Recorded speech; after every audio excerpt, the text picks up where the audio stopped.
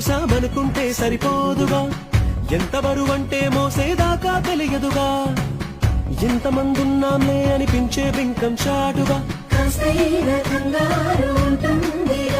మీకైతే సహజం తీయని బరువై సిరసించే బిడియం, పనులెన్నో పెట్టి మాటలలో వంచిందే ఈ సమయం. వాళ్ళ మైనా చేస్తాం సంతోషంగా.